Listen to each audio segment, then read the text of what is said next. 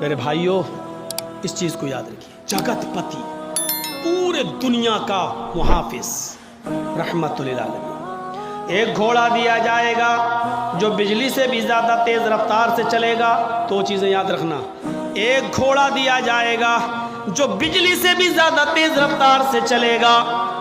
ईश्वर की तरफ से वो घोड़ा मिलेगा, उसको दिया जाएगा जो पूरे विश्व का रक्षक होगा, पूरी दुनिया का मुहाफिज होगा। आसिना साधुतमनम शटेश्वर्या गुणन्विता, और जिसकी जिंदगी साधुओं के मानिंद, साधुओं के समान गुजरेगी। एक एक चीज पर अभी मैं बोलूंगा। साधु आसिना साधुतमनम, साधुओं की तरह वो अपनी जिंदगी गुजारेगा। शटेश्वर्या गुणन्विता, और उस जगतपति के अंदर 8 खूबियां पाई जाएंगी, 8 गुण उसके अंदर पाए जाएंगे, 8 खूबियां उसके अंदर भरी होंगी। वो 8 खूबियां क्या हैं? अष्टो गुणा, वो 8 खूबियों के नाम गिनाए। अल्पभाषी, वो बहुत कम बोलने वाला होगा। इन 8 चीजों को याद रख लीजिएगा। अल्पभाषी, वो कम बोलेगा, पहली चीज। बहुभाषी, भविष्य की, मुस्तकबिल की, फ्यूचर की बातें बताएगा। ज्ञानी, पढ़ा लिखा, ज्ञानी, बहुत ज्यादा इल्म वाला होगा। अभी इसकी तशरीह करूंगा। श्रुतु ज्ञानी, चौथी खूबी, ये इल्म उसको सुनकर मिलेगा, यानी उसने किसी उस्ताद से पढ़ा नहीं होगा। श्रुतु ज्ञानी, ये इल्म उसने सुनकर हासिल किया होगा। श्रुतु ज्ञानी, सुनकर। 4 चीजें हो गई। पहली चीज अल्पभाषी, कम बोलेगा। 4 याद रखना। हम किसी को भी खड़ा करके पूछ सकते हैं, और जिसकी गर्दन नीचे होगी उसी को सबसे पहले खड़ा करेंगे। 4 चीजें पहले याद कर लो। कम बोलने वाला होगा, 1। फ्यूचर की, मुस्तकबिल की बातें बताएगा, 2। ज्ञानी, बहुत बड़ा जानकार होगा, 3। श्रुतु ज्ञानी, ये चीजें उसको सुनकर हासिल होंगी, यानी श्रुतु ज्ञानी, सुनकर इल्म हासिल होगा। 4 चीजें। अब 4 चीजें यहां देखो। पराक्रमी, बहुत बड़ा बहादुर होगा। पराक्रमी, बहुत बड़ा बहादुर होगा। दानी, खैरात करने वाला होगा। उसके पास कोई भी चीज आएगी रुकेगी नहीं, वो गरीबों में खैरात कर देगा, खैरात करने वाला होगा। दानी। कृतज्ञ, एहसान करेगा लोगों पर, लेकिन उस एहसान को जताएगा नहीं। 7वीं चीज, वो एहसान करने वाला होगा, लेकिन एहसान करके जताएगा नहीं। और 8वीं चीज, कृपालु, दयावान होगा। उससे ज्यादा दयालु कोई नहीं होगा, उससे ज्यादा रहम दिल कोई नहीं होगा। ये 8 खूबियां बताई गई हैं, और ये 8 खूबियां महाभारत के अंदर बताई गई हैं। अगरचे इससे पहले वाला मंत्र श्रीमद् भागवत महान पुराण के स्कंद 12 अध्याय 2 का मंत्र नंबर 19 है, जो मैंने आपके सामने पेश कर दिया, पढ़ दिया है। अब एक एक चीज देख लो। अश्वमा शुगमा रूहा, ऐसा घोड़ा दिया जाएगा जो बिजली से भी ज्यादा तेज रफ्तार से चलेगा। अल्लाह के नबी को एक ऐसी सवारी मिली थी जो बिजली से ज्यादा तेज रफ्तार चलती थी। अरबी जबान में बिजली को क्या कहते हैं? बर्क, अल-बर्क, आसमान की बिजली को। और ये लाइट वाली बिजली जो जलती है, जो हमारे यहाँ करंट आता है, उसको अल-कहरुबा बोलते हैं। ये करंट वाली बिजली अल-कहरुबा, ये नहीं, अल-बर्क, जो आसमान पे बिजली चमकती है, उसको क्या बोलते हैं अरबी में? बर्क। और अल्लाह के रसूल को जो सवारी मिली थी उसको क्या कहते हैं? बुर्राक। बर्क से बना है बुर्राक। शुगमारुआ, बिजली से ज्यादा तेज रफ्तारी से चलने वाली। बुर्राक, जिस पर अल्लाह के नबी बैठकर सफर किए, जन्नत और जहन्नम देखकर आए, बैतुल मुकद्दस का सफर किए। इसकी रफ्तार कितनी थी? खुद अल्लाह के नबी बयान करते हैं कि जब मैं बुर्राक पर बैठा और बुर्राक मुझे लेकर चली तो जहां तक मेरी नजर जाती थी वहां तक उसका पहला कदम। इंसान की नजर कहां तक जाती है आप उसका अंदाजा नहीं लगा सकते हैं। ये लीजिए, मैंने आसमान पर नजर उठाई और 9 करोड़ 30 लाख मील की ऊंचाई पर हमने सूरज को देख लिया। हमने नजर उठाई 2,40,000 मील की दूरी पर हमने चांद को देख लिया। मेरे भाइयों, हमारी नजर जहां तक जा रही है उसका पहला कदम वहां तक होता था। अब आप अंदाजा लगा सकते हो उसकी रफ्तार कितनी तेज होगी। तो अश्वमा शुगमा रूहा, बिल्कुल वही चीज, बिजली से ज्यादा तेज रफ्तारी से चलने वाली सवारी, ये अल्लाह के नबी को मिली थी कि नहीं मिली थी? देवदत्त अल्लाह की तरफ से मिलेगी, अल्लाह की तरफ से ही मिली थी। लेकिन बुर्राक पर बैठकर सफ़र करके जन्नत जहन्नम देख कर आने के बाद अल्लाह के नबी ने ज़मीन पर जब कदम रखा तो ये नहीं कहा कि अब मैं ऊँट का सफ़र नहीं करूँगा, अब मैं घोड़े का सफ़र नहीं करूँगा, मैं तो बुर्राक में बैठ के आया हूँ। जर्जीस साहब को अगर 4 व्हीलर मिल जाए तो अब मोटरसाइकिल नहीं चलाएंगे। अरे नहीं, क्यों? 4 पहिया चलाने के बाद मोटरसाइकिल, मेरी इंसल्ट हो जाएगी। जिसके पास साइकिल हो और मोटरसाइकिल बाइक उसको मिल जाए, चाहे वो भीग ही में क्यों ना मिली हो, लेकिन उसका घमंड इतना बढ़ जाएगा, बाइक चलाने के बाद साइकिल चलाएंगे। हट, लोग क्या कहेंगे, मेरे दोस्त क्या कहेंगे, साइकिल बाइक चलाने वाला, मतलब भीग में मिली हुई बाइक चला रहा है, वो शर्म महसूस नहीं कर रहा है। जबकि चुल्लू भर पानी में डूब के मर जाना चाहिए उस बाइक पर बैठने से पहले। किस बाइक पर? जो भीख में मिली है, समझ रहे हैं ना भीख? अरे जो लड़की के बाप ने दी है, शादी के मौके पर ले अपने दामाद को, बैठ। साइकिल चलाने में शर्म आ रही है, भीख मंगनी गाड़ी पे बैठने में शर्म नहीं आ रही है। जबकि चुल्लू भर पानी में उसी वक्त डूब के मर जाना चाहिए कि किस पे बैठे हैं? ससुर की दी हुई गाड़ी पर। जबकि शर्म की बात ये होनी चाहिए, इस पे तो फख्र कर रहा है। कहां से? ससुराल से मिली है, ससुराल से, इस पे फख्र कर रहा है। लेकिन साइकिल नहीं चला सकता, क्यों? बाइक चला ली, अब साइकिल नहीं चलाऊंगा, साइकिल चलाऊंगा तो इंसल्ट होगी।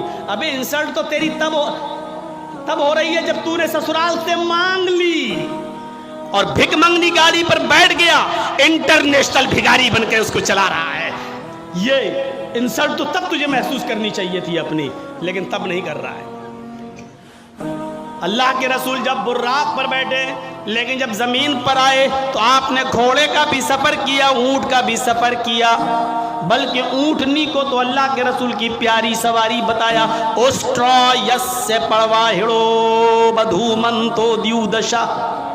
अथर्ववेद के 20वें कांड के अंदर 127वें सूक्त का दूसरे मंत्र में यह कहा गया है कि उसकी प्यारी सवारी ऊंट होगी, वो अक्सर ऊंट का सफर करेगा, ऊंट पर बैठेगा। ये उसकी प्यारी सवारी बताई गई है, प्यारी सवारी, यानी ऐसे इलाके में आएगा जहां ऊंटों पर सवारी करने का चलन होगा। हमारे भारत में लोग यहां इंतजार कर रहे हैं, अब आएगा। उसको बताया गया वो ऊंट वाले जमाने में आएगा। यहां लोग 4 व्हीलर में फॉर्च्यूनर इस्तेमाल कर रहे हैं, यहां इंतजार कर रहे हैं कि आखिरी नबी यहां आएगा, यहां आएगा। जबकि बताया गया मरुस्थल निवासी ने, वो रेगिस्तान में आएगा, क्योंकि ऊंट रेगिस्तान में ही सबसे ज्यादा तेजी के साथ दौड़ता है और रेगिस्तान का जहाज कहा जाता है ऊंट को। उस बस्ती में आएगा जहां रेत होगी, जहां रेगिस्तान होगा, जजीरा होगा, वहां वो आएगा। और यहां भारत में लोग इंतजार कर रहे हैं कि वो भारत में आएगा, जबकि उनकी किताबें कह रही हैं मरुस्थल निवास ने, वो मरुस्थल में निवास करेगा, वो मरुस्थल में आएगा। हाय गिरजानाथ मरुस्थल निवास ने, उसका मरुस्थल में आएगा और रेगिस्तानी इलाके में आएगा। उष्ट्रा यस, और उसकी प्यारी सवारी ऊंट होगी, वो ऊंट के ऊपर बैठेगा। यहां बताया गया कि वो घोड़े पर बैठेगा और बिजली से ज्यादा तेज रफ्तार से चलेगा और आकाश की यात्रा करेगा, यानी वो जन्नत जहन्नम देखने जाएगा। जगतपति और ये घोड़ा उसको ईश्वर की तरफ से, अल्लाह की तरफ से मिलेगा, जो पूरे दुनिया का रक्षक होगा, पूरी दुनिया का मुहाफिज होगा। यानी ये घोड़ा मोहम्मदुर रसूलुल्लाह को, ये बुर्राक मोहम्मदुर रसूलुल्लाह को दी जाएगी। आसिना साधुदमनम, और वो साधुओं की तरह अपनी जिंदगी व्यतीत करेगा, साधुओं की तरह अपनी जिंदगी गुजारेगा। साधु किसको कहते हैं ये सोच लीजिए। साधु उसको नहीं कहते हैं जो एक चोला पहन ले और बीवी बच्चों को छोड़ दे और जंगल में चला जाए, राम राम राम राम राम राम राम राम करता रहे। इसी तरीके से हमारे मुसलमानों में भी एक तबका पैदा हुआ जिसको सूफी कहा जाता है। वो तस्बीह हाथ में लेते हैं और अल्लाहू अल्लाहू, कभी कभी झटका मारते हैं, कभी देखिएगा आप झटके मारेंगे, अल्लाहू अल्लाहू अल्लाहू ऐसे करेंगे। कभी चिमटा ले लेंगे अपने हाथ में, चिमटी ट्रेनों में मिलेंगे, अल्लाहू अल्लाहू अल्लाह, इस तरीके से करें। ऐसा वो महसूस कराएंगे आपको कि हमारे अंदर अल्लाह घुस गया है, अल्लाह हमारे नस नस में है, अल्लाहू अल्लाहू, वो झटके मारेंगे। ऐसे लोग आपको जहां मिले इनको उल्टी छुरी से काटो। ये दुनिया के सबसे बड़े हराम खोर लोग हैं, कौम के ऊपर बोझ बने हैं। इनसे पूछो खाना कहां से आएगा, चुप, अल्लाहू अल्लाहू अल्लाहू। एक से मैंने पूछा भाई खाना कहां, शाम को खाना क्या कर कहां से आएगा, अल्लाहू अल्लाहू। आपने कहा सुन लिया, अल्लाहू अल्लाहू, खाना कहां से आएगा शाम को ये तो बताओ, अल्लाह देगा, अल्लाहू अल्लाहू अल्लाहू। मतलब मोहल्ले वाले उनको खाना पहुंचाते हैं। ये लोग हराम खोर लोग हैं, बीवी बच्चों को छोड़े बैठे। बीवी बच्चों को छोड़कर किसी भी जगह चले जाना मेरे भाइयों, और इबादत में मसरूफ होना, ये सबसे बड़ा इस्लाम का, इस्लामी दुश्मनी है। ये इस्लाम दीन मुअतदिल है। मुअतदिल जानते हो, इस्लाम नमाज का हुक्म तो देता है, लेकिन पूरा दिन और पूरी रात मुसल्ला बिछा के नमाज पढ़ने की इजाजत आपको नहीं देता है। इस्लाम आपको रोजा रखने का हुक्म तो देता है, लेकिन कंटिन्यू और मुसलसल 12 महीने हर रोज रोजा रखने की इजाजत आपको नहीं देता है। इस्लाम आपको ज़कात देने का हुक्म तो देता है, लेकिन अपना सारा माल अल्लाह की राह में लुटा देना और खुद फकीर बन जाना, गरीब बन जाना, इसकी इजाजत इस्लाम आपको नहीं देता है। इस्लाम आपको हज की इजाजत तो देता है कि हज कीजिए, लेकिन यह नहीं कहता कि हज करने के लिए तुम अपना घर बेच दो, अपना मकान बेच दो, अपनी दुकान बेच दो, लेकिन हज करो। हज करना जाना जरूरी है, चाहे दुकान बेचना पड़े, चाहे मकान बेचना पड़े, इस्लाम इस बात की इजाजत नहीं देता है। इसी तरीके से इस्लाम नमाज पढ़ने का हुक्म देता है, लेकिन इबादत बच्चों का हक मारकर, बीवी का हक मारकर, कमाना धमाना छोड़कर, मेहनत और मजदूरी करना छोड़कर, मस्जिदों में, खानकाहों में, जंगलों पर, मज़ारों पर या किसी जगह बैठकर अल्लाहू अल्लाहू करने की इजाजत ये इस्लाम नहीं देता है। इसीलिए फरमाया फ़इज़ा क़ुज़ियतिस सलातु फ़ंतशिरू फ़िल अर्ज़ वब्तगू मिन फ़ज़लिल्लाह। दिनों में सबसे अच्छा दिन जुमे का दिन है, लेकिन जुमे का दिन भी पूरी की पूरी इबादत का दिन नहीं है। सबसे आला और अफजल दिन जुमे का है, लेकिन जुमे का दिन भी पूरा का पूरा सुबह से शाम तक अल्लाह की इबादत में नहीं लगा सकते हो। जब जुमे की नमाज पढ़ लो, जब जुमे की नमाज पूरी कर ली जाए, फंतशिरू फिल अर्ज़, तो हमारी जमीन में फैल जाओ, वब्तगू मिन फ़ज़लिल्लाह, हमने जो रिज़्क़ उतारा है उसको तलाश करो, मेहनत करो, मजदूरी करो, रिक्शा चलाओ, दुकान पे बैठो, हलाल रोजी जो हमने उतारी है उसको कमाओ और अपने बीवी बच्चों को खिलाओ। जुमे का दिन सबसे बड़ा दिन, जुमे का दिन सबसे अफजल दिन, जुमे का दिन सैयदुल अय्याम, तमाम दिनों में सबसे बेहतर, तमाम दिनों का सरदार है जुमे का दिन, लेकिन इसके बावजूद अल्लाह के रसूल ने पूरा का पूरा दिन इबादत का नहीं रखा है। और क्या फरमाया, जब जुमे की नमाज हो जाए, जुमा पढ़ लो तो अब निकलो मस्जिद से, अब मस्जिद में मत बैठो।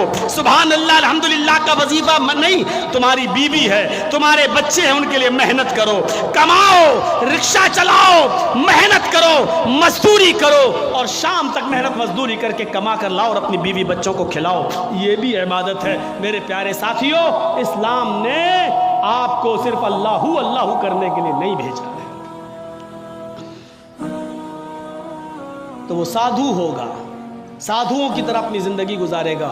साधु उसको कहते हैं जिसके पास किसी चीज की कमी ना हो, न दौलत की, ना जमीन और जायदाद की, जिसके पास सब कुछ हो लेकिन उसने अपने ऊपर खर्च ना किया हो, बल्कि उसको गरीबों और मिस्कीनों पर खर्च कर दिया हो। साधु किसको कहते हैं? सुन लीजिए, ये साधु नहीं है, ये आप जिनको समझ रहे हैं, आसाराम हो, राम रहीम हो, बाबा रामदेव हो, या हमारे यूपी वाले हों, ये साधु नहीं है। साधु कहते हैं कि जिसके पास सब कुछ हो लेकिन उसने अपने ऊपर खर्च ना किया हो, गरीबों और मिस्कीनों में लुटा दिया हो। इस साधु की परिभाषा में, इस साधु के इंट्रोडक्शन में सिर्फ मुहम्मदुर रसूलुल्लाह पूरे उतरते हैं। आपके पास किसी चीज़ की कमी नहीं थी, सब कुछ था। आप कुर्बानी करते हैं ना बकरा ईद पर? कितना बकरा कुर्बानी करते हैं?